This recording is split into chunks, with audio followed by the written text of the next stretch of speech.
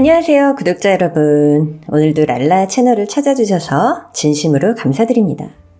오늘도 전 재미있는 사연을 들고 나왔는데요. 그럼 바로 사연 읽어보겠습니다. 반갑습니다. 매일 밤 랄라님의 목소리를 들으며 치유하고 있는 구독자이자 평범치 않은 40대 남자입니다. 저는 꽤 잘 살아왔었는데 아내를 만나며 약간의 굴곡진 인생을 산 것 같습니다. 크고 작은 사건들의 연속인 저의 이야기를 몇 자 적어보도록 하겠습니다. 부디 제 사연을 끝까지 들어주시길 간절히 소망합니다. 고등학교 때 부모님을 사고로 잃은 전 대학을 포기하고 공장에 취업했답니다. 절친한 친구가 옆에 있어서 힘들어도 서로를 위로하며 굳세게 버텼죠. 5년 동안 친구와 함께 모아왔던 소자본으로 아주 작게 분식집을 운영하게 되었어요. 월세가 35만 원인 아주 허름하고 낡은 상가에서 떡볶이와 오뎅, 순대와 튀김을 팔았죠. 음식 솜씨가 따로 있는 건 아니었지만 저희만의 레시피를 개발해서 변함없는 맛을 유지했더니 단골 장사로 꽤 잘 벌었어요. 친구와 합이 너무 잘 맞아서 시너지가 배가 되었죠. 그렇게 30대 초반까지 분식집을 해서 모은 돈으로 다른 일을 찾기로 했습니다. 친구와 많은 의견을 나누다 보니 저희는 장사 말고 진짜 사업을 하는 게 좋겠다는 결론이 났어요. 그때 전자담배가 막 한국에 들어오기 시작하던 시기였는데 저와 친구는 이거다 하고 고민 없이 전자담배 사업을 시작하게 되었습니다. 제품은 거의 중국에서 넘어왔는데 품질이 꽤 좋아서 판매가 잘 이루어졌어요. 점차 길거리에 전자담배 판매점이 생겨나며 여러 곳에 납품을 하는데 성공했죠. 그 사업으로 5년 연속 연매출 10억 이상을 달성하며 친구와 전 직장인으로 벌기 힘든 돈을 손에 거머쥐었답니다. 그런데 전자담배 사업하는 사람들이 늘어나면서 매출은 급속도로 하락하기 시작했어요. 그러자 친구는 이제 헤어질 때가 된 것 같다는 말을 건넸습니다.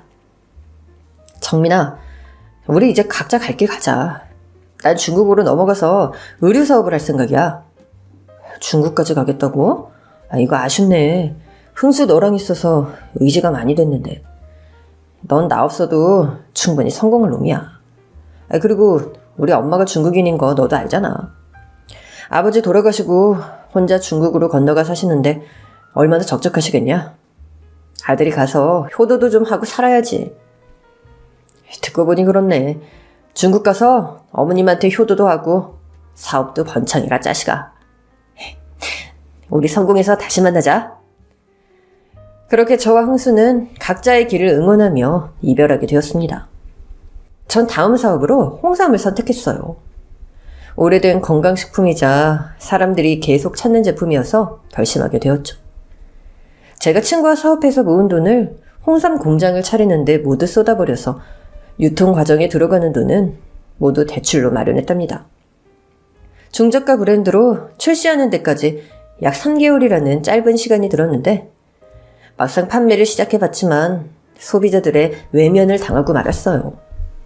하지만 제 모든 걸 쏟아부은 사업이기에 중도 포기는 절대 있을 수 없어서 마케팅에 많은 돈을 쏟아부어 사업 시작한 지 6개월 만에 빚을 모두 갚게 되었습니다. 이후부터는 온라인으로 대거 판매 기록을 세우면서 인터넷에 검색하면 상위에 노출되었어요. 그렇게 수년 동안 공장과 사무실에서 일만 하며 대충 쪽잠을 자며 일했더니 30대 후반이 되었을 때는 공장이 무려 3개로 늘어났고 직원도 30명이 넘을 정도로 바쁘게 홍삼 생산을 하게 되었네요. 비록 잠도 제대로 못 자고 연애도 거의 못 해봤지만 사회적 성공은 제대로 하게 되어서 너무 기뻤습니다. 36이 되던 해에는 믿을 만한 직원 2에게 운영을 맡기고 편하게 대표 생활을 하기 시작했어요.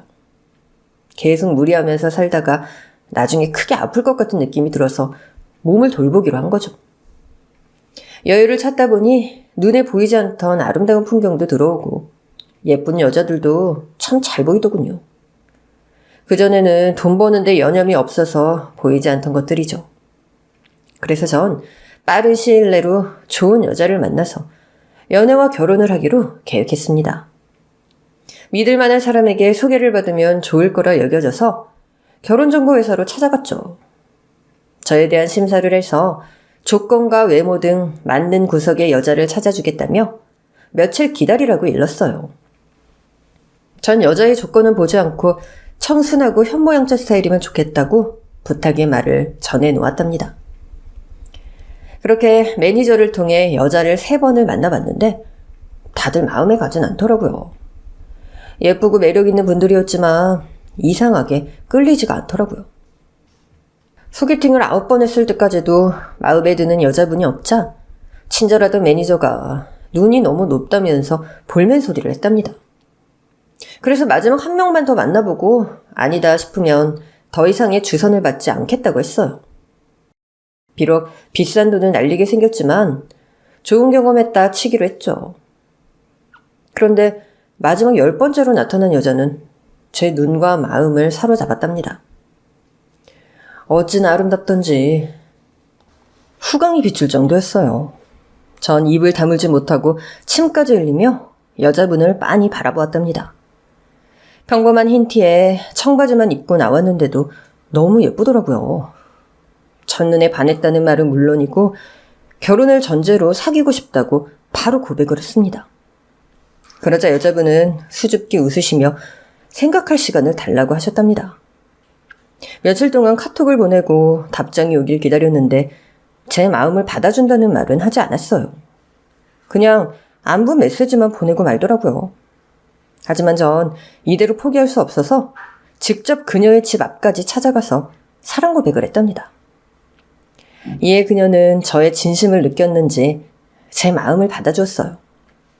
그래서 저희는 급속도로 깊은 사랑에 빠지게 되었고 사귄 지 넉 달 만에 결혼까지 하기로 했답니다. 예비 처가는 생각보다 형편이 좋지 않았는데 빚이 있거나 생활이 어려운 수준은 아니었어요. 전 사위가 되면 매달 넉넉히 용돈을 챙겨드리리라 마음먹으며 아내를 위해 해줄 수 있는 게 뭐가 있는지 유심히 살폈답니다. 그래서 결혼 후 처가를 위해 이것저것 해드리려고 했는데 아내가 이를 말렸습니다. 여보, 우리 집이 아예 못 사는 것도 아닌데 왜 도움을 주려고 그래? 괜한 데 돈 쓰지 말고 한 푼이라도 아끼도록 해. 그리고 나한테 사준 명품들 다 반품하고 와. 내가 이런 옷 좋아할 거라고 생각했어? 난 10,000원짜리 티셔츠면 만족하니까 다신 이런 데 돈 쓰지 마. 자기야, 아무리 그래도 돈을 쓸 땐 써야지. 내가 그럴 능력이 있는 거 알잖아. 당연히 알지. 하지만 난 허투루 돈 쓰는 사람이 아니야. 앞으로 생활비도 한 달에 딱 50만 원만 쓰고 나머지는 다 저금할 거야. 아내가 짠순이인 건 알았지만 이 정도로 돈을 아끼는 여자라는 건 결혼 후에 알게 되었어요. 이런 아내와 결혼하는 걸 천운이라는 생각이 들었죠. 그래서 전 통장 5개를 모두 아내에게 맡기기로 했답니다. 사업에 오고 가는 통장만 빼고 말이죠. 그래서 돈을 쓸 때마다 아내의 허락을 받아야 해서 저도 적은 용돈을 받아가며 생활하게 되었어요. 아내가 절약을 강요해서 최소한의 지출만 하며 말이죠. 그런데 직원들의 휴가나 명절 때가 되면 제가 현금 보너스를 종종 줘왔기 때문에 다가온 명절에도 똑같이 할 생각이었죠. 전 회사 통장이 아닌 제 통장에 있는 돈을 인출해야 해서 아내에게 허락을 받으려고 했답니다. 자기야, 이번 명절에 직원들 보너스 줘야 되거든? 통장 좀 줄래? 보너스? 원래 연봉에 포함된 거야? 아니면 당신이 마음대로 주는 거야? 연봉에 포함된 건 아닌데 그냥 고생들 하니까 내가 때때로 현금 봉투를 나눠주거든. 이번 명절에도 똑같이 나눠줄 계획이라 돈을 좀 써야 할 것 같아. 그러니까 줄 필요도 없는데 선심을 쓰시겠다? 그렇게 퍼주면 호의를 권리로 하라. 나랑 결혼해서 살려면 이런 불필요한 지출은 하지 마. 오늘 당신한테 실망인데? 돈을 이렇게 막 쓰면서 살아온 거야? 자기야. 그런데 보너스를 주면 직원들의 사기가 달라져. 이게 다 회사를 위한 거라고. 물러 터진 소리 하지 마. 내가 알게 된 이상 절대 안 돼. 나한테 통장을 왜 맡겼는지 잘 생각해봐. 이건 다 우리를 위해서고 당신을 위해서 하는 조언이라고. 아내가 워낙 거세게 반대를 하는 바람에 포기하고 직원들의 보너스를 생략하게 되었습니다. 직원들 모두 기대하는 눈치였는데 제가 회사 사정으로 보너스를 주지 못한다는 말을 전하자 표정들이 일그러지더라고요. 그때 아내가 했던 호의를 권리로 한다는 말이 떠올랐습니다. 그제야 아내가 현명한 사람이구나 하는 확신을 다시 한번 가지게 되었네요. 그래서 전 아내가 하는 말은 군소리하지 않고 달게 들었습니다. 나중에 아이를 낳으면 더 좋은 집으로 이사하고 저희 식구를 위해 돈을 쓰겠다는 말을 믿으면서 말이죠. 그렇게 손에 돈을 주고도 아내는 시장에서 파는 싸구려 옷만 입고 다녔어요. 게다가 처가와 시댁을 자주 오가는 아내를 위해 자동차를 선물하려고 했는데 중고차를 사겠다고 고집을 부렸답니다. 자기야, 차는 좋은 거 타도 돼. 안전을 위해서라도 비싼 차를 사란 말이야. 그게 무슨 소리야. 차는 굴러가기만 하면 장땡 아니야? 난 중고 마티즈 정도면 충분해. 만약 티커가 있었더라면 그걸 샀을 거야. 그래서 결국 13만 킬로를 탄 마티즈를 사주었답니다. 카센터에 가서 검사를 받아봤는데 다행히 주행하는 데는 별 문제가 없을 거라는 말을 들어서 안심하게 되었죠. 또 결혼 후 처음 찾아온 아내 생일에 호텔 식당을 예약했더니 당장 취소하라며 화를 냈답니다. 자기가 대단한 사람도 아닌데 뭐하러 호텔까지 가서 밥을 먹느냐며 절 혼내더라고요. 그래서 아내 생일날 저희가 향한 곳은 호텔 뷔페가 아닌 6,000원짜리 한식 뷔페였습니다. 거기서 본전을 뽑겠다고 3번이나 밥과 반찬을 퍼서 과시까지 하더라고요. 제 돈을 막 쓰고 싶지 않다는 마음을 자주 내비쳐 주어서 고맙고 미안한 마음이었죠. 그리고 처가에 제가 해드리는 건 홍삼을 끊기지 않게 드리는 것뿐이었답니다. 앞으로 사업이 아닌 사적으로 돈을 쓸 때는 무조건 아내의 허락을 받아야 했기 때문에 다른 선물은 일절하지 못하고 공장에 남아도는 홍삼만을 가져다 드렸죠. 그럼에도 장인 장모님은 무척 좋아하셨어요. 사위가 힘들게 만든 홍삼을 공짜로 먹는 게 미안하다는 말을 입에 달고 사셨습니다. 아내가 두 분의 영향을 받고 사채없이 잘 자란 것 같았죠. 또 20대 후반의 처남은 혼자 힘으로 족발집을 오픈하기도 했습니다. 공장에서 일해 모은 돈으로 차렸다는데 얼마나 아끼고 살았을지 지레짐작이 되었답니다.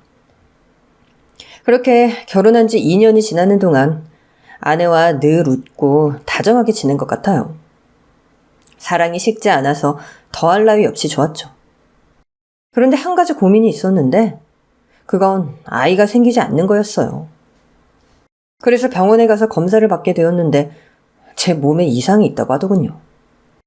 20대 청춘부터 지금까지 쉼없이 일만 해와서 그런지 몸 여기저기 적신호가 켜졌다고 했답니다.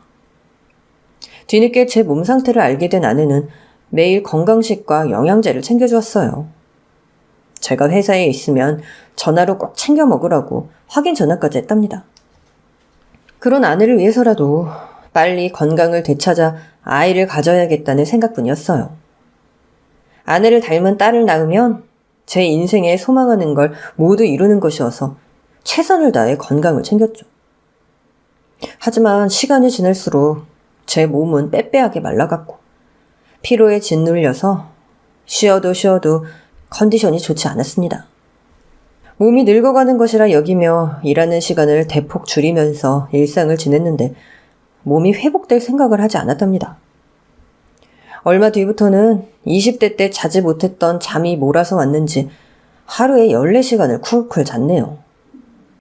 몸이 자꾸 게을러져서 걸핏하면 결근하고 직원들이 알아서 하겠거니라는 아니랄 생각으로 지냈는데 몇 주의 게으른 시간을 보내자 회사에 큰 위기가 찾아왔답니다. 저희 같은 중저가 홍삼은 지속적인 홍보가 필요한데 관리자들이 회사 자금이 부족해졌다며 일을 멈췄기 때문이었죠. 또 바람처럼 등장한 새로운 홍삼 제품들이 널려 있어서 단골 고객들도 등을 돌렸어요. 그래서 피곤하고 아픈 몸을 이끌고 회사에 나가서 위기를 극복하려고 하는데 아무래도 마케팅에 돈을 쏟아부어야 할 상황이라서 개인 자산을 털어야 할 것 같았습니다. 그래서 아내에게 회사의 위기 상황을 전하고 제 통장 5개 중 3개를 달라고 부탁했어요. 자기야, 요즘 회사가 너무 어려워. 이대로 가다가 내일 모레 직원들 월급도 못 줄 상황이야. 아무래도 내 재산을 써서 크게 광고를 해야 할 것 같아. 무슨 광고? 당신 홍삼은 신뢰도가 높아서 잘 팔리는 거 아니었어? 괜한데 돈 쓰지 말고 조금 더 기다려봐. 당신이 몰라서 그러는데 광고가 있어야 회사가 돌아가. 원래 분기별로 한 번씩 큰 돈을 써서 홍보를 해야 한다고. 작년에 중년 배우를 써서 억대가 들어갔다니까. 그렇게나 크게 써야 돼? 알겠어. 잠깐 기다려봐. 아내는 방으로 들어가서 서랍 안에 있던 통장들을 가지고 나왔습니다. 전 미안하고 고맙다는 말을 전하며 통장을 펼쳐보았어요. 그런데 잔고 내역을 보니 제 돈이 거의 다 사라지고 몇만 원씩만 남아있는 겁니다. 자기야, 이게 어떻게 된 거야? 왜 돈이 이것밖에 없어? 그거? 내가 좀 썼어. 아니, 어디 얼마나 썼길래 20억이라는 돈이 감쪽같이 사라졌냐고. 당신이 허튼데 돈 쓸 사람 아니잖아. 그게 말이야, 우리 친정 식구들한테 좀 썼어. 부모님한테 아파트랑 노후자금 해드렸고 남동생한테는 족발집 차려줬고. 뭐라고? 아니, 처남이 혼자 힘으로 차렸다는 족발집이 내 돈으로 마련했던 거야? 아니, 게다가 당신 부모님 아파트를 나와 상의도 없이 해드렸다고? 당신 지금 이게 뭐 하자는 거야? 나한테는 돈 한 푼 아껴 쓰라고 충고하고 명령하더니 뒤에서 이렇게 막 써대면서 지낸 거야? 어머, 당신 나한테 화내는 거야? 우리 식구가 당신이랑 남도 아닌데 왜 이렇게 흥분을 하고 그래? 어려운 친정 먼저 도와주고 다음부터는 우리를 위해서 돈을 모으려고 했다고. 그리고 당신은 부모가 없어서 들어가는 돈도 없잖아. 이게 그렇게 큰 잘못이면 나한테 돌을 던져. 아내는 제 전 재산을 마음대로 다 썼음에도 기고만장한 태도로 일관했습니다. 전 이 상황이 미칠 듯이 화나서 숨을 거칠게 몰아쉬며 아내에게 큰 소리를 내려는데 입에서 말이 나오지 않았어요. 너무 놀란 저에게 쇼크가 찾아온 거였죠. 뒷목을 잡고 버티던 전 눈앞이 흐려져서 중심을 잃고 쓰러졌답니다. 아내가 황급히 119에 신고를 해서 들것에 실려 대학병원 응급실에 가게 되었답니다. 의사 선생님은 여러 검사를 하시더니 링거를 맞고 있는 저에게 다가와서 췌장암이라는 결과를 전했답니다. 하늘이 무너지는 감정을 느끼며 화장실에서 돌아온 아내에게 바로 알렸어요. 자기야, 나 암이래. 췌장암 2기래. 뭐야? 암이라고? 이를 어째? 당신 그동안 건강 잘 챙겼는데 어떻게 암에 걸릴 수가 있는 거야? 아무래도 과거에 몸을 사리지 않고 일만 해서 그런 것 같아. 잠도 안 자고 제대로 먹지도 않고 돈 버는 데만 열중했으니까 몸이 남아나질 않은 거지. 큰일이네. 그래도 요즘 암은 쉽게 고친다니까 너무 걱정하지 마. 내가 옆에 있을 테니까 두려워하지 마. 고마워, 자기야. 그런데 우리 하던 이야기는 마무리 지어야지. 내가 친정에 당신 돈을 쓴 건 미안하게 됐어. 부모님한테 말씀드려서 그냥 집을 팔라고 할까? 아니야, 내가 속이 좁았어. 당신 부모님이 내 부모님과 마찬가지인데. 아까는 나도 모르게 화가 났나 봐. 미안해. 전 암이라는 무서운 병에 걸리자 돈 따위는 전혀 중요하지 않았습니다. 아내가 처가에 얼마를 썼든 모두 이해하기로 했죠. 저의 췌장암은 2기였고 다른 장기에 전이가 되지 않은 상황이라 수술과 항암 치료로 나을 수 있다고 의사 선생님이 말했습니다. 그래서 바로 암병동으로 입원 수속을 받고 8인실 입원실로 들어갔답니다. 그런데 아내는 첫날부터 집으로 돌아가겠다고 하더군요. 조금 전까지 제 옆에서 지켜주겠다는 말을 했는데 말이에요. 여보, 나 여기 못 있겠다. 환자들이 풍기는 악취가 좀 심하네. 오늘은 집에 가서 자고 오도록 할게. 당신한테 필요한 생필품도 좀 챙겨오고 말이야.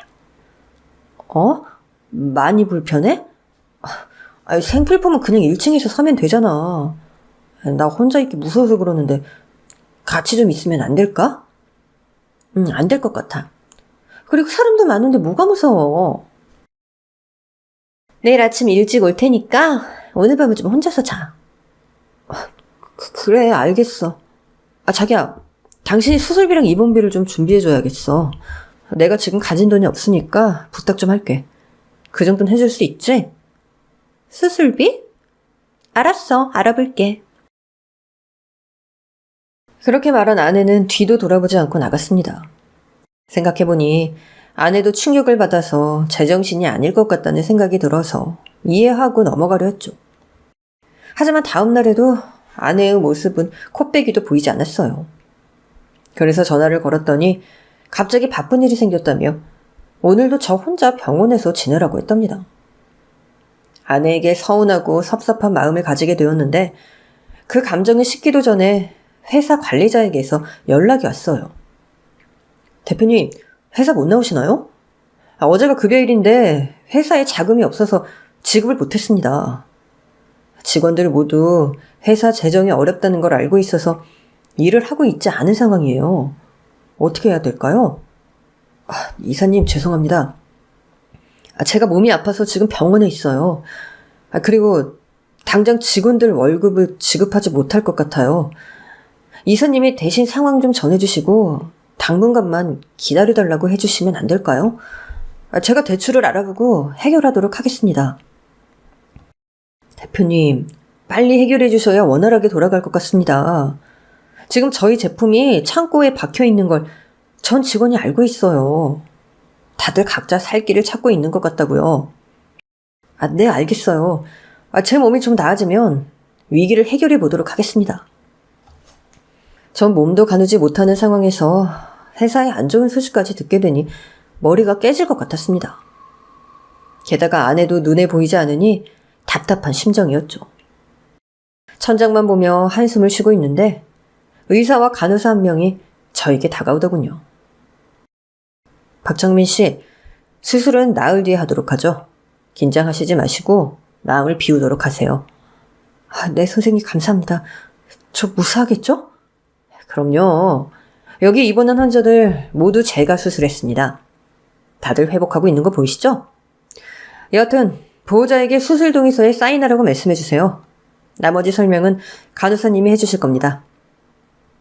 의사 선생님은 짧게 수술 날짜를 전하고 나가셨고 간호사가 주의할 점을 알려주고는 수술비를 수납하라고 전했답니다. 그런데 지금 제가 가지고 있는 돈은 아예 없었으니 당장 아내의 도움이 필요했어요. 하지만 아내는 전화를 걸어도 문자를 보내도 감감무소식이었습니다. 다음 날이 되어도 제 연락을 받지 않아서 난감한 상황이었죠. 그래서 장모님께 전화를 드렸습니다. 장모님, 지은이랑 연락 되시나요? 지은이? 자네 마누라를 왜 나한테 찾아? 지은이 친정에 온 지 꽤 됐어. 아직 못 들으신 모양이군요. 장모님, 제가 췌장암에 걸려서 병원에 입원했습니다. 장모님은 제 암 소식에 태연하게 대답하셨어요. 그래? 몸 관리를 어떻게 해서 그 지경이 됐어? 요즘 기술이 워낙 좋으니까 수술 받으면 나을 거야. 조만간 문명 가도록 할게. 장모님, 그것보다 제가 지금 좀 많이 급한 상황이거든요. 당장 수술비를 내야 되는데 지은이가 연락이 안 돼서요. 그게 무슨 소리야? 자네 수술비는 자네가 내면 되잖아. 잘 나가는 사업가가 나 같은 노인네한테 왜 그런 소리를 해? 장모님, 제가 지금 급하니까 말씀드리는 거니까 기분 나쁘겐 듣지 마세요. 그동안 지은이가 제 돈으로 장인 장모님의 아파트를 마련해주고 처남 가게까지 차려줬더라고요. 그리고 지은이 마음대로 여기저기 제 돈을 쓴 모양이에요. 엊그제 통장을 봤더니 잔고가 텅 비어있는 걸 알게 되었죠. 그리고 제 회사 사정이 좋지 않아서 돈 나올 구멍이 하나도 없습니다. 그래서 지은이랑 빨리 연락해서 수술비를 충당해야 된다고요. 구구절절 설명했더니 장모님은 성을 내셨습니다. 지금 자네 돈을 우리한테 쓴 것 때문에 수술비가 없다는 소리라는 건가? 꼴랑 아파트랑 내 아들 족발집 하나 차릴 돈만 썼을 뿐인데 말이야. 자네 생각보다 가진 게 없었구만. 그런 줄도 모르고 내 귀한 딸을 내줬으니 억장이 무너지네. 장모님, 나중에 제대로 혼을 내주세요. 지금은 다른 것보다 수술비가 시급해요. 나도 지은이랑 연락이 안 되네. 그러니 수술비는 자네가 알아서 하게. 장모님, 그럼 장모님께서 좀 도와주시면 안 돼요? 뭐야? 지금 아파트 하나 해줬다고 돈 내놓으라고 하는 겐가? 진짜 어이가 없네. 어떻게 된 게 지 수술비 하나 마련 못하는 놈이 사이가 된 거야. 이 한심한 놈아. 네 똥은 네가 알아서 닦아. 그렇게 장모님은 제 전화를 끊으셨습니다. 화를 낼 상황이지만 그것보다 제 수술비가 시급해서 어떻게 해야 할지 모르겠더라고요. 아내는 무슨 이유인지 작정하고 제 연락을 피했습니다.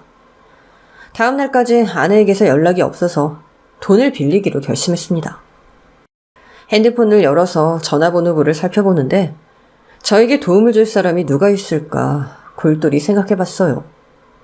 한두 푼도 아니고 큰 돈이어서 누구에게 전화를 걸지 큰 고민을 했답니다. 그래서 사업하며 교류했던 사람들에게 전화를 걸어서 제가 처한 상황을 전하며 돈을 빌리려고 했는데 하나같이 사정이 힘들다며 거절하더라고요.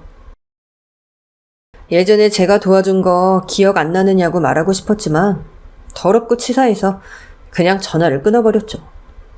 그렇게 전화번호부를 계속 뒤지다 보니 오래전 저와 분식집과 전자담배 사업을 같이 했던 흥수가 보였습니다.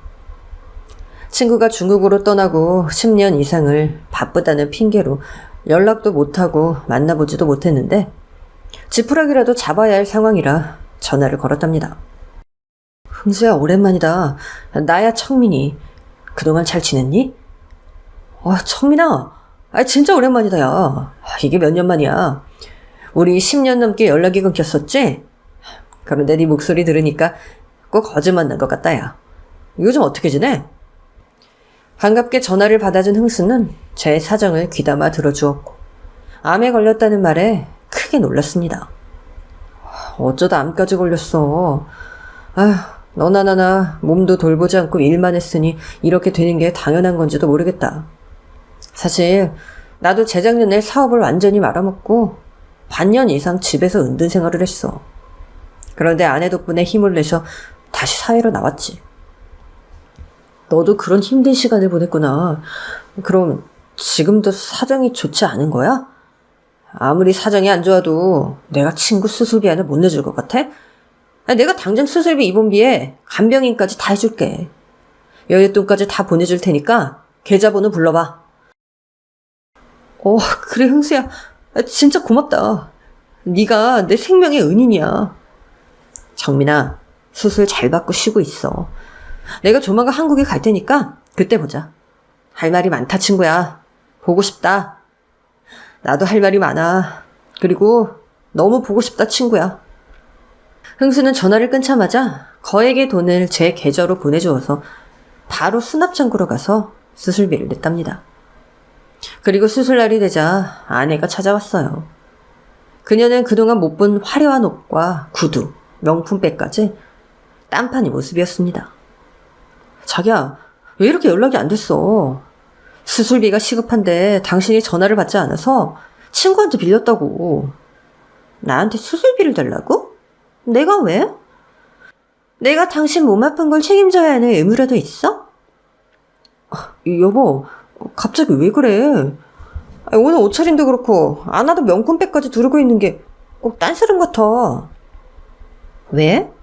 난 이런 거 걸치면 안 되니? 시장에서 파는 천조가리만 걸치고 살아야 되냐고. 자기야, 왜 이렇게 흥분을 하고 그래? 알았으니까 진정해, 어? 그러자 아내는 명품백에서 종이 한 장을 꺼냈습니다. 자, 내가 당신한테 줄 건 이것밖에 없어. 마지막이니까 기분 좋게 도장 찍어주길 바래. 이게 뭐야? 이혼 서류? 여보, 도대체 왜 이러는 거야? 왜 이러긴. 당신 이제 완전 그지잖아. 암에 걸려서 비실거리고 회사도 망하게 생겼으니까 더 볼 게 없겠더라고. 완제품인 줄 알았는데 불량품이었으니 반납해야 하는 게 당연한 거 아니겠어? 난 현실주의자라 질질 짜면서 당신 옆에서 위로니 응원이니 이딴 거 못해줘. 여보, 지금 장난치는 거지? 당신 이럴 사람 아니잖아. 날 끔찍이 생각하는 사람이었잖아. 그거야. 당신 돈 뽑아먹을 때나 그렇게 한 거지. 그런데 이제 더 두고 볼 것도 없을 것 같아서 헤어지는 게 좋겠어. 당신은 이 지경이 됐으면 대충 예상이라도 하고 있어야 되는 거 아니야? 뭘 그렇게까지 놀라고 그래? 당신을 옆에 둬서 나한테 좋을 게 뭐가 있는데? 여하튼 난 당신이랑 이혼할 거니까 당신도 마음 정리해. 법원에 꼭 오지 못해도 대리인을 보내면 이혼이 된다고 하더라? 내가 당신 대리인까지 구해뒀으니까 도장만 찍으면 돼. 여보, 이러지 마. 나한테 당신이 전본데 이혼을 하자니. 나 금방 완치될 거야. 그럼 지금보다 훨씬 더 크게 성공할 거라고. 당신도 내 능력 알잖아. 당신 능력이 알지. 그런데 당신 사업은 거의 망했는데 어떻게 다시 시작하려고? 미천도 바닥났는데 무슨 수로 복귀할 거냔 말이야. 나한테 괜한 기대하지 마. 난 당신 같은 고장난 불량품은 상대도 하기 싫어. 긴 말하지 말고 이혼 서류에 도장 찍고 혼자 사업을 하든 농사를 짓든 마음대로 하고 살아. 아, 진짜? 거머리처럼 들러붙지 말고 당장 찍으라고! 아내는 제가 알던 여자가 아니었습니다. 너무 다른 말투와 행동이 제 머리를 쭉 펴서게 했습니다. 당신, 나한테 이럴 수 있어? 내 전 재산을 빼돌린 것도 모자라서 사업이 망해가고 몸이 아프다니까 가차없이 버리는 거야? 그리고 나한테 수술비 주는 게 아까워서 내 연락을 씹은 거였니? 아, 더럽게 말 많네. 그럼 더 빨아먹을 것도 없는 너한테 수술비를 줄 거라 생각했어? 내가 돈을 허투루 쓰는 사람이 아닌 걸 알면서 그런 기대를 한 거야? 난 계산적이고 현실적인 사람이야. 손해보는 장사는 절대 하지 않는다고. 그리고 네가 나 좋다고 해서 결혼해줬잖아. 나 같은 마누라 만나서 몇 년 잘 살았으면 된 거 아니야? 잡다한 말 같은 거 다 집어치우고 도장 찍어. 내가 선심 써서 오늘 마음 편히 수술받게 해주려고 찾아온 거라고. 기생충 같은 년? 모든 게 가짜였어. 내 돈을 보고 연기한 사기꾼이었구나. 지랄을 한다. 너 거울 안 보니? 주제 파악 좀 해. 나 같은 여자가 뭐가 아쉬워서 너 같은 놈이랑 평생 사니? 뽑아먹을 만큼 뽑아먹고 버릴 생각이었어. 그리고 얼마 전에는 너보다 훨씬 잘 나가는 놈을 물었어. 강남에 빌딩을 소유하고 있는 중재벌이야. 몇 달 전 당신 사업이 주춤할 때부터 만나왔지. 미리 갈아타길 참 잘한 것 같아. 그 남자를 만나지 않았더라면 너 같은 똥덩어리 옆에 붙어있을 뻔했잖아. 어쨌든 난 그 사람이랑 재혼해서 더 부유하게 살 생각이야. 이번엔 아기까지 낳아서 살 계획이라고. 나쁜 년, 내 피를 쪽쪽 다 빨아먹고 바람을 피워? 그리고 뭐? 재혼을 해? 하나부터 10까지 계획적이었어. 수수한 척, 검소한 척 하면서 내 돈을 다 뽑아먹고 버리는 게 작전이었니? 너란 년은 인두겁을 쏜 짐승이었어. 아우, 더럽게 떽떽거리네. 당신 입냄새 심하니까 주둥이 좀 다물어. 암에 걸리면 악취가 심하다더니 입에서 똥꾸린내가 펄펄 난다. 할 말 다 있으면 그만 이혼 도장이나 찍어. 조용히 각자 갈 길 가자는 말이야.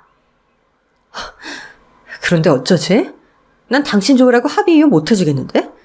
불륜으로 한번 끝까지 살아봐. 예상한 말이 나오네. 그럼 뭐 할 수 없지. 소송으로 가는 수밖에. 내 애인이 소송비랑 다 내준다고 했으니까 당신도 그런 변호사 알아봐. 아내는 제가 비난의 말을 하려 하자 등을 돌리고 병실을 나가버렸습니다. 우라통이 터져서 미치는 줄 알았죠. 배신감에 휩싸여서 머리를 쥐어뜯고 있는데 간호사 둘이 들어와서 수술 준비를 하겠다고 하더군요.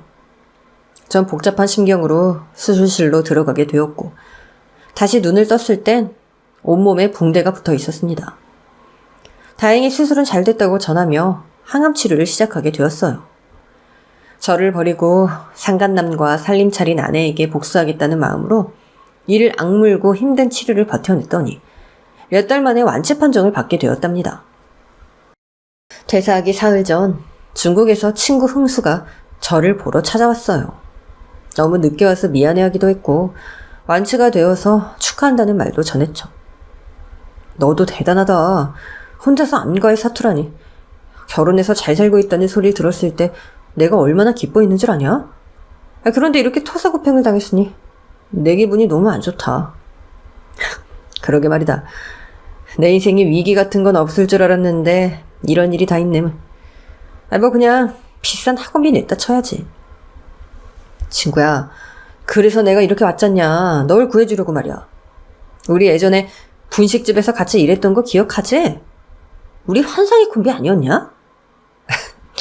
그렇긴 했지. 손발이 너무 잘 맞아서 싸움 한 번 하지 않았잖아. 그런데 날 구해주겠다니 그건 무슨 말이야?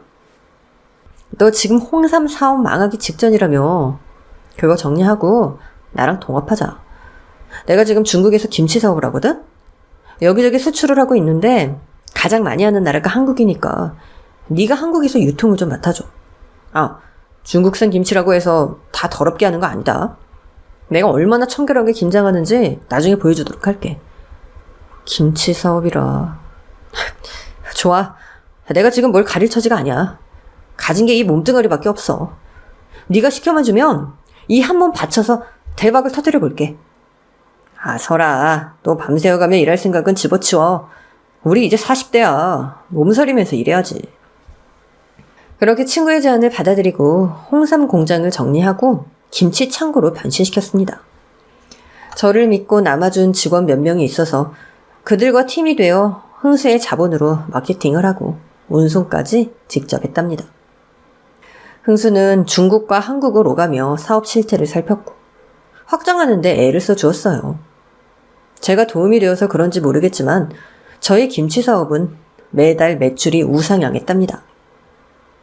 그리고 흥수가 저를 과하게 챙겨주어서 수익의 5%씩 남겨주었어요. 적다고 느낄 수도 있지만 5개월 만에 300억대의 매출을 올려서 20억의 돈을 벌었으니 엄청난 처사였답니다. 바람나 도망간 마누라가 저에게 뽑아먹었던 만큼의 돈이었죠. 모든 일이 슬슬 풀려가는 가운데 이혼은 아직 하지 못했습니다. 양쪽 변호사가 계속해서 피튀기는 싸움을 하고 있어서 결과가 나오지 못했죠. 어떤 사람은 이혼 소송을 5년 넘게 하는 경우도 있다는 설명을 하며 차분히 진행하자고 변호사가 말했답니다. 그런데 마누라가 도망간 지 1년 만에 무슨 일인지 절 찾아왔어요. 화려한 치장은 온데간데 없고 수수한 복장으로 왔더라고요. 여보, 그동안 잘 지냈어? 난 그렇지 못했어. 뭐야? 당신이 어떤 년인지 다 알고 있는데 왜 조신한 척이야? 당신도 참, 이게 진짜 내 모습이야. 전에는 내가 잠깐 헷가닥해서 그런 거지. 용건이 뭐야? 할 말 있으면 변호사 통해서 하시지? 나 그 남자랑 헤어졌어. 알고 보니까 사업가가 아니라 백수의 도박에 미친놈이었다니까? 사업 투자를 해달라면서 우리 부모님 집을 담보로 10억이나 가지고 톡했단 말이야. 그 말을 듣자 속이 얼마나 시원하던지 변비가 한 방에 해결되는 기분이었답니다. 결국 소 잃고 외양간 고치려고 찾아온 셈이었죠. 그러니까 그 사기꾼한테 돈을 다 뜯어먹히고 버림당했다는 거네. 야, 안 됐다 야. 경찰이 그 자식 잡긴 했는데 이미 도박이 모두 탕진하고 난 뒤더라고. 지금 감옥 가 있어. 여보, 그 자식이랑 나 깨끗하게 정리했어. 그래서 말인데 우리 이혼소송 취하하고 다시 같이 살면 안 될까? 그동안 당신이 얼마나 그립던지 이루 말할 수 없었다니까? 사기당하고 돈이 아쉬워서 찾아왔으면서 입에 발린 소리 하고 있네. 당신 나 암 걸렸다고 했을 때 뒤도 보지 않고 버렸던 거 까먹었냐? 게다가 내 재산도 싹 다 빼돌렸잖아.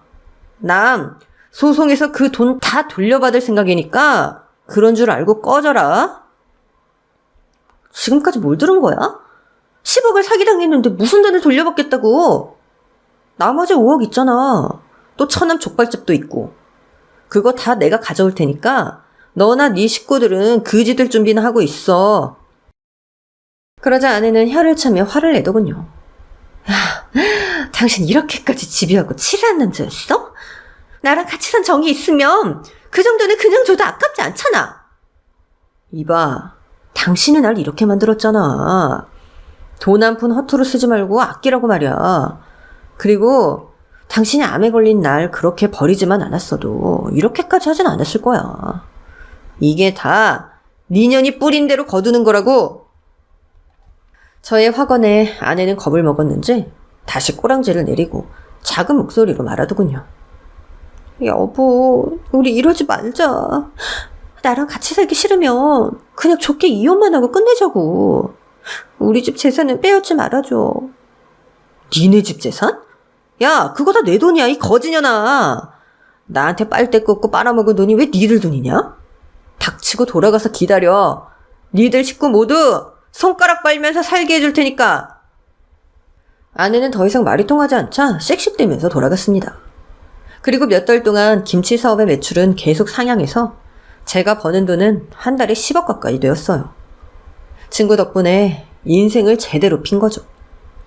그리고 이혼 3차 공판날이 찾아와서 법원으로 향했습니다. 제 변호사는 그동안 아내가 제 통장에서 돈을 뽑아간 내역이 제가 아닌 아내가 몰래 한 짓이라는 걸 목소리 높여 주장하며 그 증거로 처가의 아파트와 처남의 족발집 그리고 아내가 치장한 명품들과 외제차를 보였습니다. 아내는 끝까지 제가 해준 거라며 끝까지 우기더라고요. 하지만 정의는 승리한다는 말처럼 판사님은 진실을 말하고 있는 제 손을 들어주었고 상간남과 살림 차린 것까지 증명이 되어서 저에게 가져간 모든 것을 위자료로 지급하라는 명령이 떨어졌답니다. 아내는 처절한 표정을 지으며 법정에 나서는 저를 따라 나오며 울며 불며 발을 동동 굴렀어요. 여보, 나한테 그 큰돈이 어딨어. 제발 우리 여기까지만 하자. 어? 당신 요즘 사업 잘 된다며. 그러니까 위자료는 받은 셈 쳐주라. 응? 내가 왜 내 뒤통수를 후려친 니년을 봐줘야 되는데. 어림없는 소리 하지 말고 집에 가서 네 부모랑 집부터 파는 게 나을 텐데. 기한 내에 입금되지 않으면 강제 집행권 요청할 거야.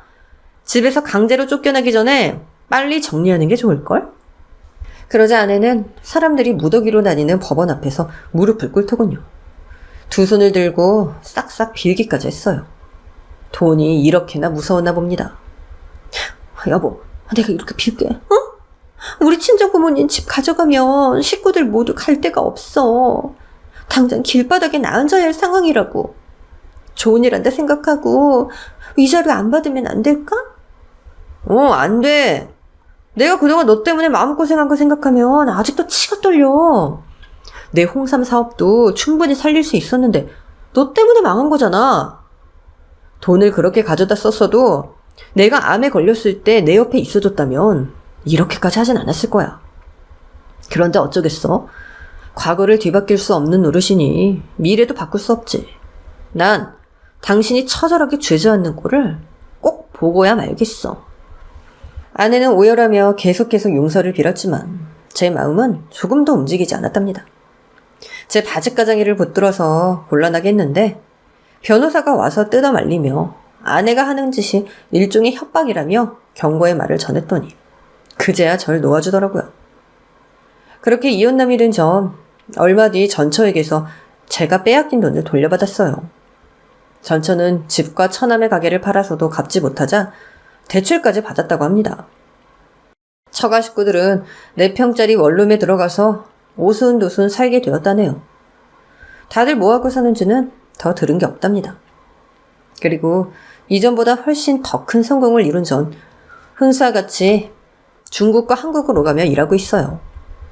이혼 후 다른 여자들이 눈에 들어오긴 했지만 쉽게 사랑을 시작하지는 못하고 있습니다.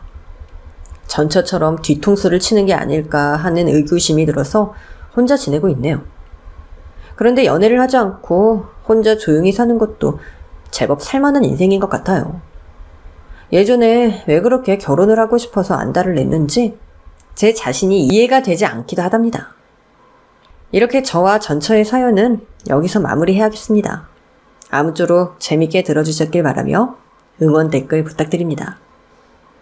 오늘의 사연이 재밌으셨다면 구독, 좋아요 버튼을 눌러주세요. 그럼 전 다음에도 재미있는 사연으로 돌아오겠습니다. 안녕!